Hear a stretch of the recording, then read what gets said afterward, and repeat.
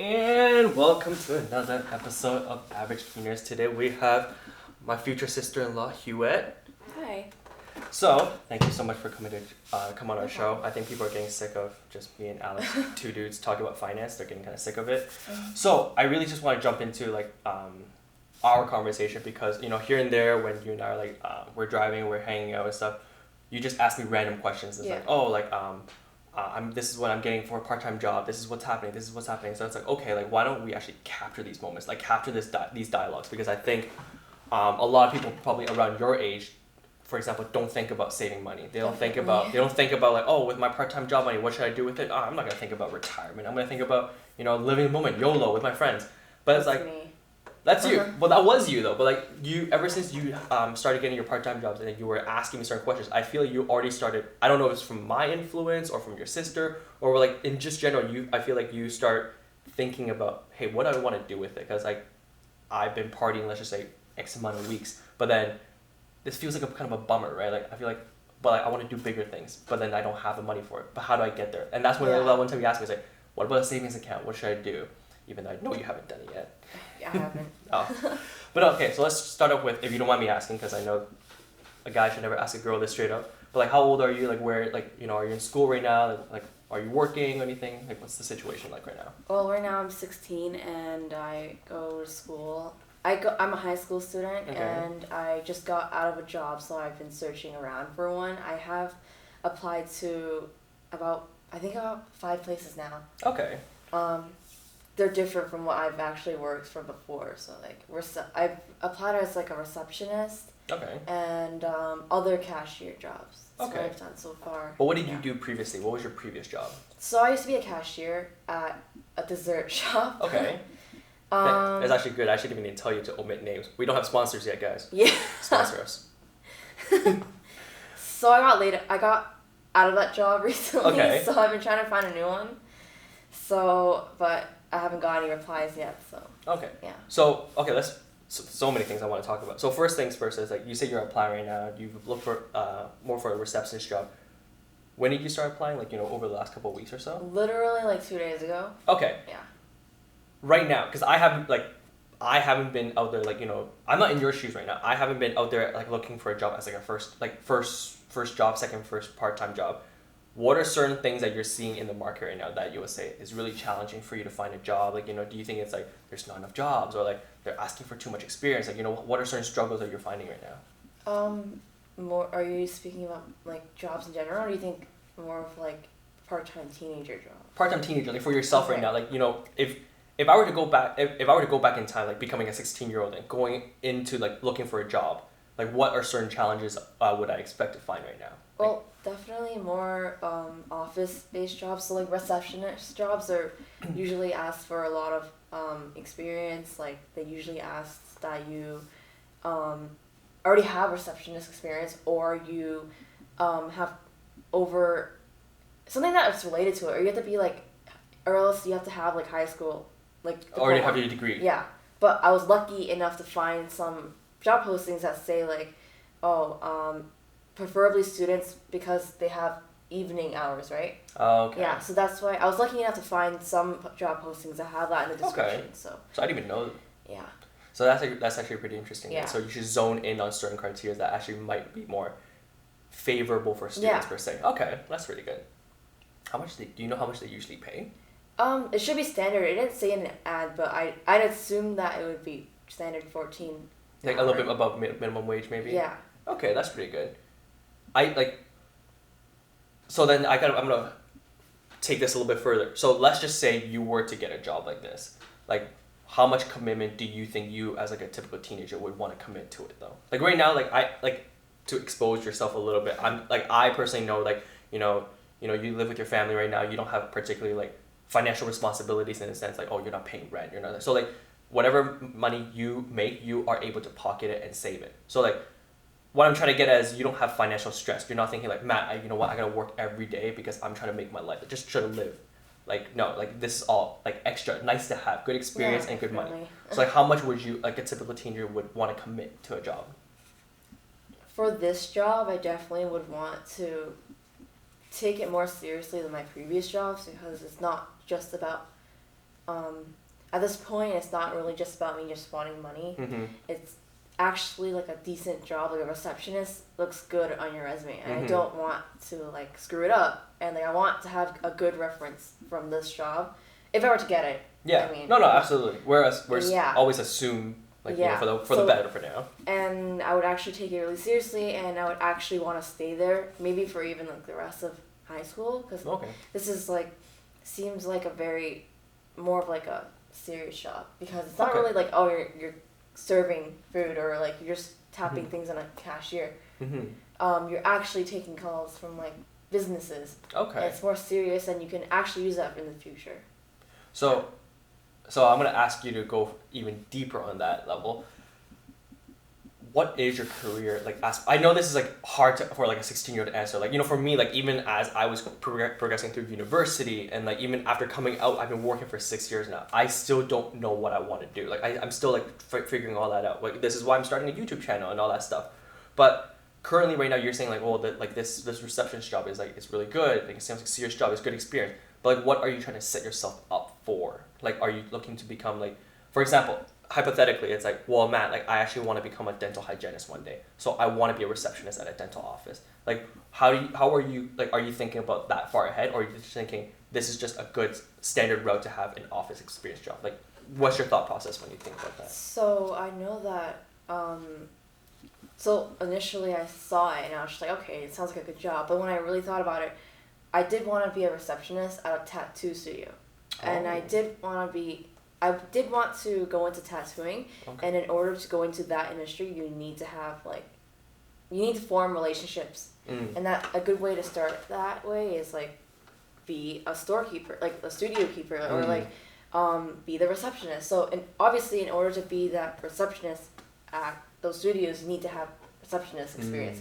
So a good way to do that is this job. Mm-hmm. So if I have experience here, that means I can maybe like shift over to tattooing. Mm-hmm. Yeah, so that's what I've been planning out so far. Okay, Yeah. no, that's really fair. And like, I mean, if I have to kind of like summarize and like recap it back for like the audience, like one thing, and I want to add on my flavor to it, is that like I understand like a lot of people getting their first job, like, you know, just apply, just go to like a malls, throw your resumes out there, like go get a retail job. I'm not discouraging that. I totally think everyone needs to start somewhere. But as you are slowly getting, because if you're 16, so you're going to go to grade 11. Mm-hmm. You're going to grade 11, you're going to start thinking about, okay, what kind of university or college do I want to go to? Like what I want to specialize in.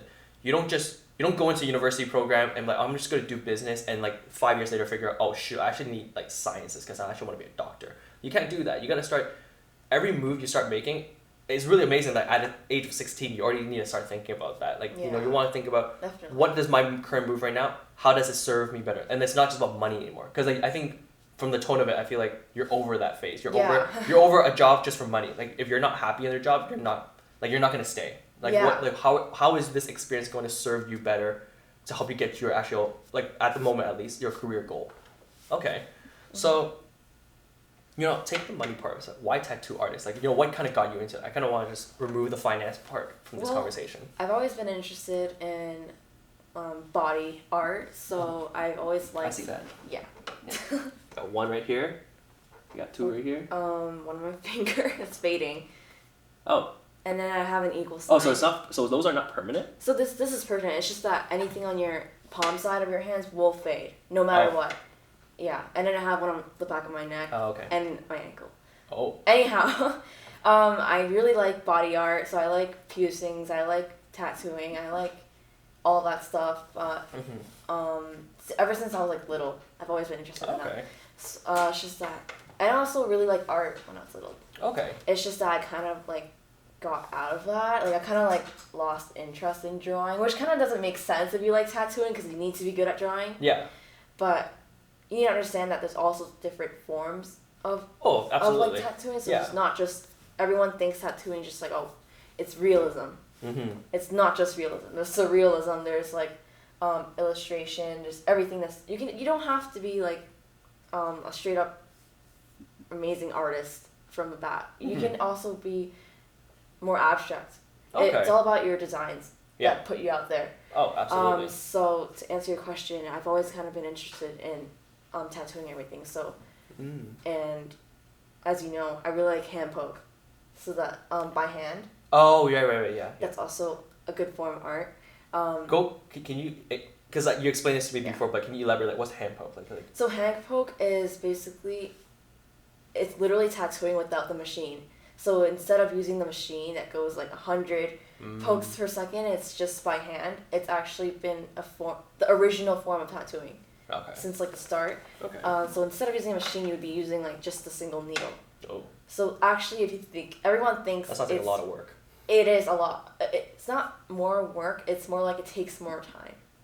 So then, if you think about it, it's actually more safe towards your skin. It's less traumatic. Okay. And so it heals faster. Not only that, but it's cleaner because on a machine you have to get an autoclave that like cleans all the parts. Oh, okay. But whereas this, you only have to throw away the needle. Gotcha. Yeah. Okay. Alongside with all your sanitary precautions. Yeah. So I think that's why I like it. Okay.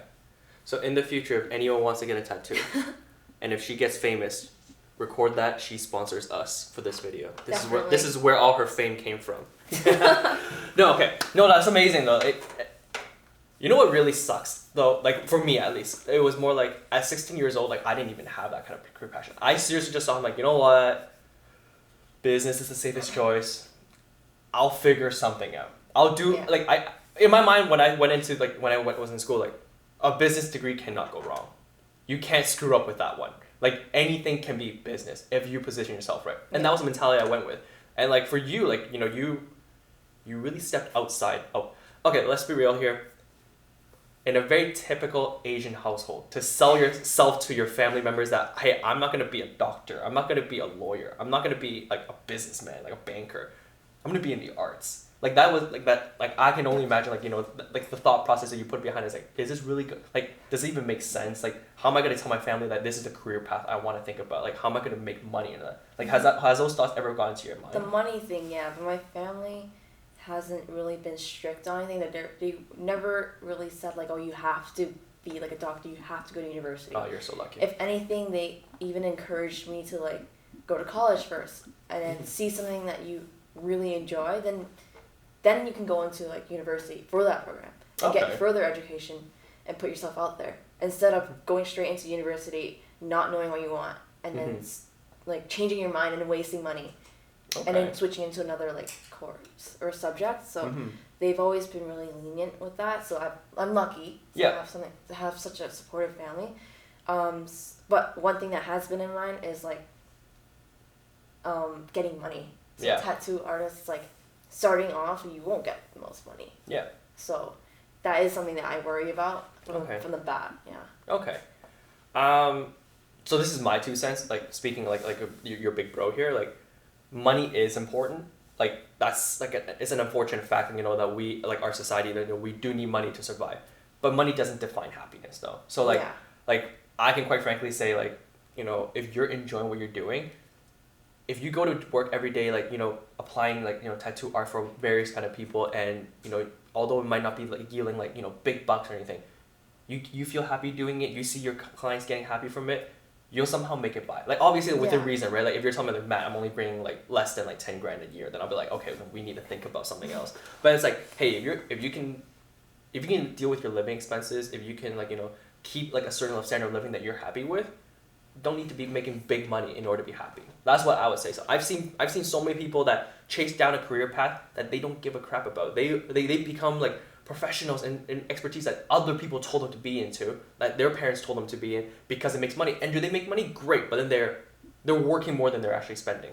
So for you, like it's really inspiring. And like I hope other people in like the audience, like they would understand that too, is that, you know, it's great to make money, but at the same time, focus on what makes you happy first. Focus on what's actually driving your passion, because if you're passionate about what you're doing, work doesn't even feel like work. And that's like the best piece of advice that my mentor gave me. And like I'm actually going through that process right now myself, where what do I want my next step? Do I just want to be in a corporate office, moving up that management, that ladder of becoming like, you know, a director or whatever? Or is this something more like, no, like find something that you actually enjoy doing. Like find that thing, because that thing is what's going to drive you, where making money is becomes second priority. So it's good that you actually have that. So if anything, I would say and I guess this kind of steps away from maybe like within the control of our audience, like maybe of your peer group, but like maybe speaking to people like parents who have kids that are growing up right now. Maybe like the message to them is say be supportive of what Definitely. actually what drives their passion. Like you said, like the biggest like fortune for you is that your family has been very like supportive of you in that sense. Definitely. Like what kind of support did you feel like actually helped push you towards thinking that this is even a route that's possible? Like was it through verbal, or was it more like you do you kind of thing? Like how did your family show their support? So it was actually really funny. Like we were at dinner, and then they know I'm interested in hand poke and everything. Okay. And they're just like, oh yeah, you should give like the whole family like tattoos. Oh. Like family tattoos. And I was just like, oh really now? And they're like, yeah, I'm not kidding. Like everyone, like you can literally like give us a family tattoo. And like when you're older, like you should do like micro shading and stuff like that. Like they're all like, they're making jokes and they're like really supportive of it. And my dad wants me to give him like tattoos. Oh shoot. Like right now, like he's even been thinking about it and everything. Like they're all really supportive and they all even want one. It's really funny. Doesn't Uncle already have a tattoo? Like he already has tattoos. Yeah, he does. So he's exposed to it. So I'm he like, has okay. them, yeah. Okay. Yeah. Well, that's really cool though. So like it's almost like they're not only are they like shutting it down or questioning your decision, they're more like excited for you kind of thing. Yeah. Like more like it surprised you. Exactly, It surprised. yeah. Okay. And they even talked about like, oh yeah, like I know some of my clients, like my aunt, she's a hairdresser, so like she's like, oh yeah, some of my clients like they actually work at Chronic Ink, and like she was telling me like about like how she knows people who work in studios and stuff like that. And I was like, oh yeah, like do you know if they're like looking for apprentices and stuff like that? And she's like, oh yeah, I'll ask for you. And they're overall very like supportive and they want to help. That's really good. Yeah. That's like, I think that's actually one of the key messages I want to like leave with other people too. Is like at the end of the day, no one has all the answers for themselves. Like I certainly don't know what I want to do. Like maybe like to reinforce my point is like tattoo artist is what you want to aspire for right now, but like it might change down the road. But it's like as long as you have people actually supporting that cause, like that's what's really gonna keep you going, keep you driving, like keep you motivated, right? Because if everyone just here, no, are you really sure, beating you down about it, then like no one's gonna ever do anything then. Then everyone's just gonna end up being doctors and bankers. Yeah. Like there's not gonna be all these new entrepreneurs. There's not gonna be all these forms of like art related jobs that exist out there if everyone's being questioned and beaten down by it. Definitely, yeah.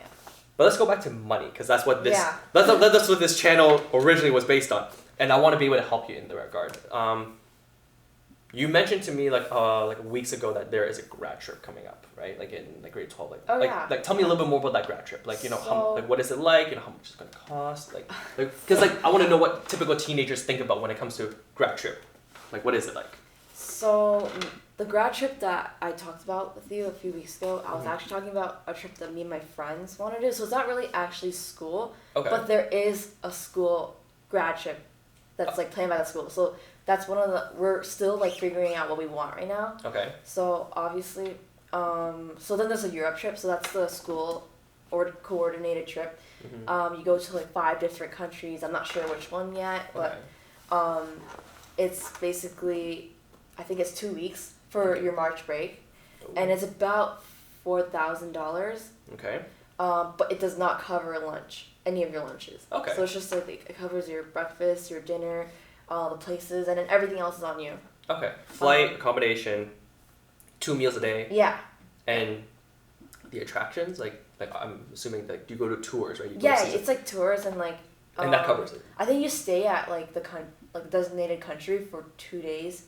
So Yeah. One night. But it's like, for example, like if I'm going to like London right now, I want to see like the bridge or the Tower of London. Like that's going to cost money, right? And that 4,000 is included. It's not like, oh, once you get there, if you want to see this, then you have to pay extra. Oh no, definitely, it's all included, covered. Yeah. Okay, cool. And then the other trip I was talking about was just a trip that me and my friends want to do. So we might not even want to get enrolled into the Europe trip. We might want to just like save up for our own trip, like just our friend group. So it's the 8 of us. Okay. We might want to go. We don't know yet. That's the thing. So we're thinking about. We have to put account into like costs, and like I don't know, dangers. Yeah. It could be like I don't know, illnesses. Yeah. Whatever's going on in the countries, and overall what we want. So we're still Eight really people is a lot of indecisive. people too to Yeah. accommodate everyone's It's needs. not even 8 people. I think there's other people from other friend groups that are interested. So we probably like 10 in total, Oh, which is a lot. that's a lot. And we're planning to go without like any parents, like just us. So it's like we still have a lot to think about. Oh yeah. So absolutely. right now we're just like thinking about it. We don't really. So have, so yeah.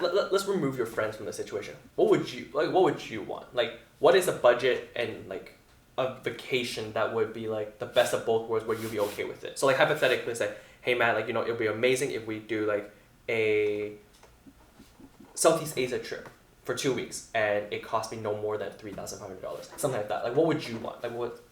Well, I remember I told you this. I really, really want to go to Greece, but that's a very expensive place, and maybe in the future. Yeah. But that's one of the places I've always wanted to go to, like Santorini. Yeah. Yeah. Popular choice. Yeah. So like.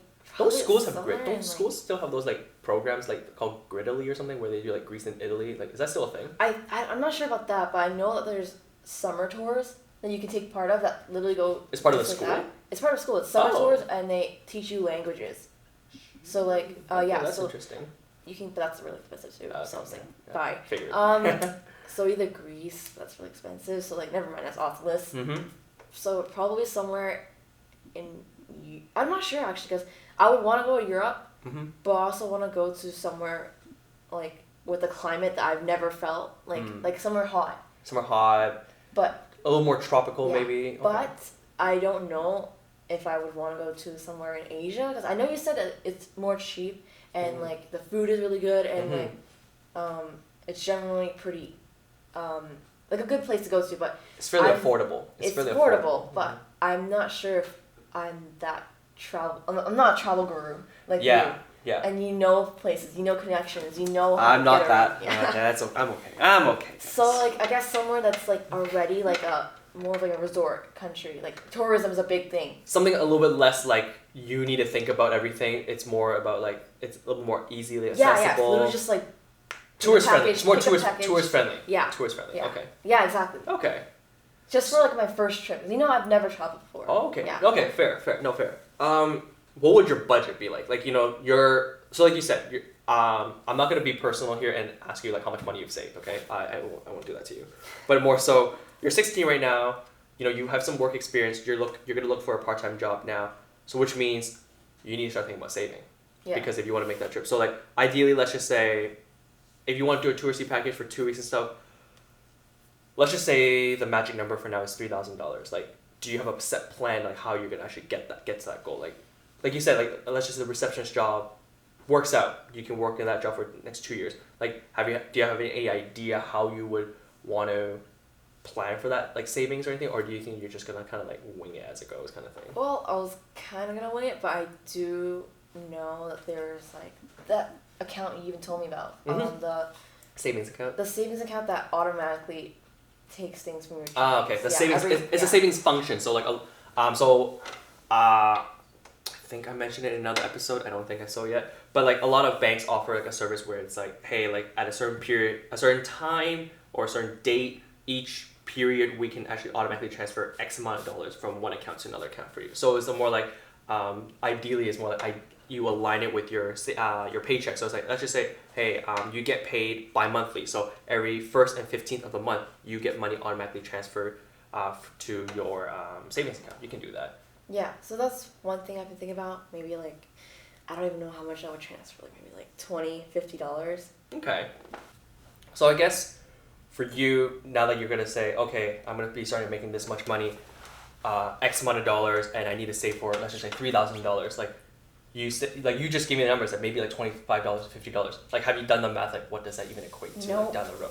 So yeah, so what I highly encourage you and anyone out there that's getting a part-time job, like a lot of people, like I encourage you to like save. It's like, oh, like I put $25, $50. Like I know, like I've said it in my last video too, where it's like, oh, like a lot of people think, oh, I'm just saving $50, not a lot of money. Like I don't know, like, but you start somewhere and it becomes like a really big pot. But it's also, you need to be mindful of do you have a set target. So like if you're telling me right now, hey Matt, like I am actually only putting away like $10 a month. Okay, but if your goal is $3,000 in 2 years, if you're doing $10 a month that's 240. That's 240 bucks in 2 years.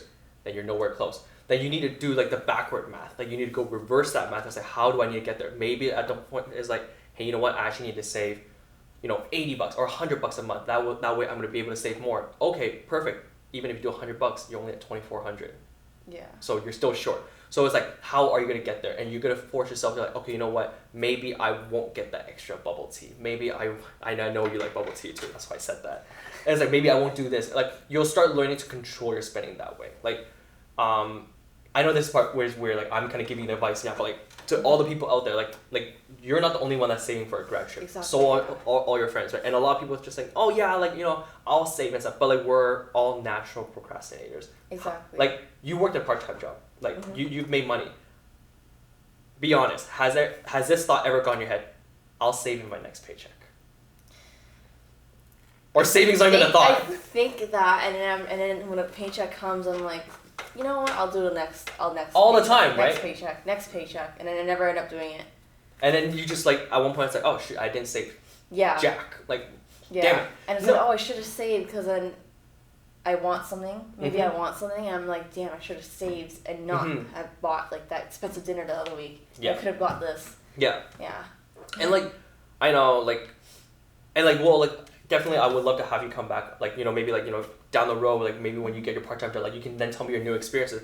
But like, to close off this conversation with like what the note I want to leave with everyone is that it really takes that behavior. Like I'm not asking people to move mountains and say, I'm going to start saving like, 50% of my paycheck. No, like you have a life. Like, I know for a fact that it's summer for you right now. Like, Yeah. you like it was nighted up yesterday. Like, people were going out for night markets, eating some delicious food, going out. Although I heard there was mixed reviews about the food. It's expensive, right? Mm-hmm. Like I know, like, you want to live. Some things just cost more, like music festivals, going to parties, whatever. Things cost money. You need to spend the money that you've earned. I get it. But at one point, you just need to be conscious saying that before you spend, you need to save first. That's the message I want to leave with you and all the other people as well. Like, if you prioritize you prioritize spending over saving, then you've experienced it for the last, like, year and a half. It's not sustainable. It's not sustainable, but you just actually just don't save. Like, we are all naturally going to go the YOLO path and then think about, future math, you can deal with it, future problems. Yeah.